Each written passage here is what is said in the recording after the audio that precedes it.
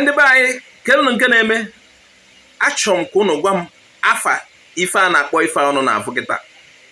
Gwa unu m afa n'asụsụ ikwue n'asụsụ gụ n'Igbo ịgwa ya ebe isi.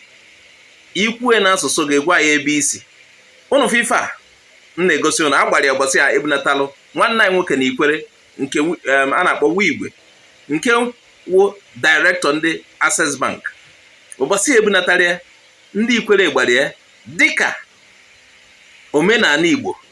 A na-agbakwanye ya ebe ọwụna a na-akwa onye Igbo ọwụna nnukwu onye Igbo. Achọ nke unu gwa m ife ọwụ. Onye kwuo ife ọwụ zacha ọgwa ya ebe o si.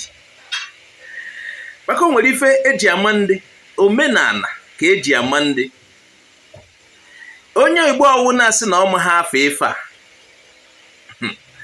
ọ dụzikwa egwu. Achọrọ m ka ị gwa m afọ gwa m ebe isi n'ala Igbo. Ngwanụ ebe a ka nsị ka m hapụ ya.